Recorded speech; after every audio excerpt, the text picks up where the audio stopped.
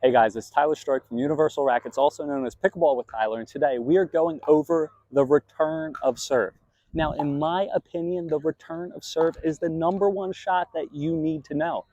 Think about it. After you serve, what do you have to let the ball do? You have to let the ball bounce. You're going to be back at the court. After your return, you have no bounce restrictions whatsoever. So you are automatically on offense. So the first tip, you're automatically on offense, guys. And where is offense? You tell me, where's offense in pickleball? It's all the way up at the kitchen. When you're up at the kitchen, you're in the best place to win. So make sure you use that to your advantage and get on offense as soon as possible. So the first tip is to make sure that you follow your return all the way up to the kitchen. So this is where too many players go wrong. Say someone's serving to me, they hit and they stay back, or they hit, they watch their shot, and then they think that they have to go up, right? If I hit and I stay back, again, when you're back at the baseline, you're on defense, right?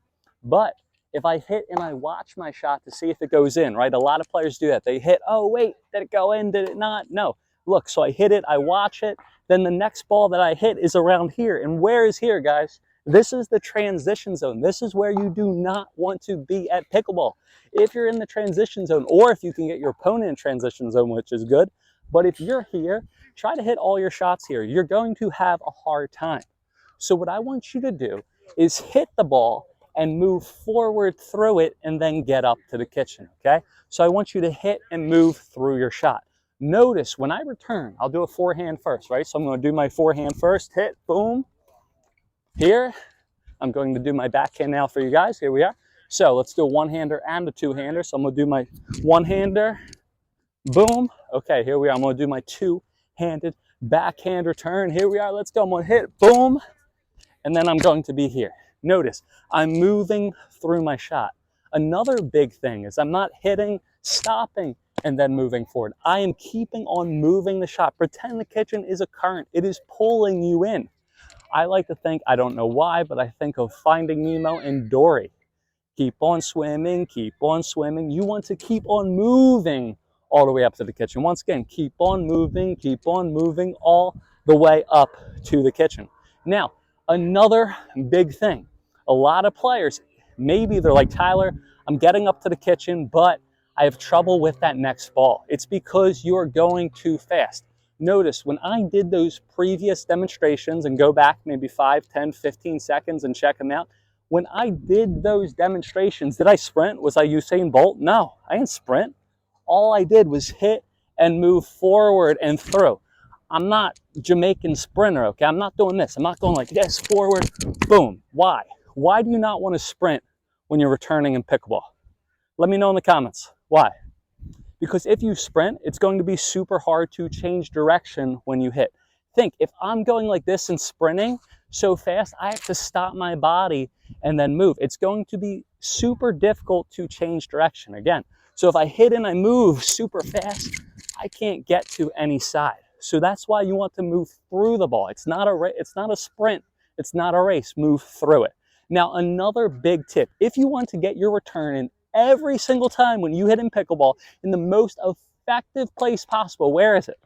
You guys know? You guys want to get that return deep to the middle. I gave it away. You guys want to get the return to the middle. Why do you want to get the return to the middle of the court? Down the middle, solves the riddle, magic middle, heat the griddle, play the fiddle. If you can get that ball to the middle of the court, it's going to cause miscommunication with your opponents. Another big thing of why you want to get that return to the middle and not to the side is because angle creates angle. You do not want to give your opponents angles. When you give your opponents angles, they're going to pull you off the court. Especially the best shot to hit is an angled third shot drop. So if I hit cross court diagonally, it's going to set my opponent up for the best drop possible if they choose to drop, not drive the ball. Now, if you're playing someone that maybe has a bad forehand or a bad backhand, you do want to target them. Don't get me wrong. So if Sally over there, Sally has a bad backhand, you are hitting that ball to their backhand every single time. But in general, if you're playing an open play, people that you've never played before, you're going to the middle. Now, I botched it like 5 seconds ago, but where else do you want to hit? So you're hitting to the middle, but then where else are you hitting? If you can get the ball in, number one, you want to get your return in. Number two, you want to get it to the middle. Now, number three, where do those intermediate advanced pickleball players get the return? You tell me. They get it deep into the middle. The key word, deep. Remember, or think of it from your perspective. If I'm the server, right? So I'm going to serve, and then again, I can't move up because I have to stay back here and let the ball bounce. If I serve and my opponent gives me a short ball, where's the best place to be? I told you at the beginning of the video. Where's the best place to be? Up at the kitchen, right? So if I serve, my opponent returns it short to me. Okay, cool, perfect. I can hit it like a walk up in the park. I let it bounce. Now I'm in the best place to win. But think about it this way. If I serve and my opponent hits the ball so deep, I can't hit in the air because I have to let it bounce, right? So they hit it super deep. Now I have to move back, let the ball bounce as a server, right? The returner's all the way up at the net, right? So again, I serve, you hit it super deep to me. Now me as a server, I'm all the way back here, right? On my back foot, moving back. The returner's up at the kitchen. Look, I'm on defense, you guys are up at the kitchen. It's really hard to hit a shot back here. It is really easy to hit a shot up here. It is really difficult to hit a shot back here. So if you can return deep, you're going to keep your opponent back. And again, when you keep your opponent back, you're in the best chance position possible. So again, number one, get the ball in. Number two, make sure you get the ball into the middle. And number three, depth. If you can get the ball deep, you're going to win way more points on your return. Now, high and slow, let it go. I want you to think once again, high and slow, let it go. Don't you know? Why do you want to hit it slow? Why don't you want to hit it super fast? And I'm all about changing speeds sometimes, but you don't always want to change speeds. Why do you want it high and slow, not super fast and hard? Think. Time, right? If I drill this ball as a return, my server's going to hit the ball real quick, and then the next ball I'm going to get is here because I don't have time, right? While the ball's in the air, your server can't hit it. Once again, while the ball is in the air, your server cannot hit the ball. So while the ball is in the air, after I returned it, what can I do? I have more time to get up to the kitchen. So I encourage you, high and slow, deep into the middle, you'll be good to go. Do not just drill every single ball when you are returning. Now, don't get me wrong. Once in a while, it's perfectly fine to hit a drive return. But for the most part, if you're a club level player, mix up spins. Maybe 75% of your returns will be deep and slow to the middle. Now, the last thing, actually, we're going to do two more things. We're going to throw in a bonus tip for you guys so you guys can get better. I'm feeling it today. So what we're going to do is we're going to teach you one big tip. A lot of players, they have trouble getting to the out wide serve. You guys want a little hack to get to more serves? If you're playing a person with a really big serve, do you want a little hack?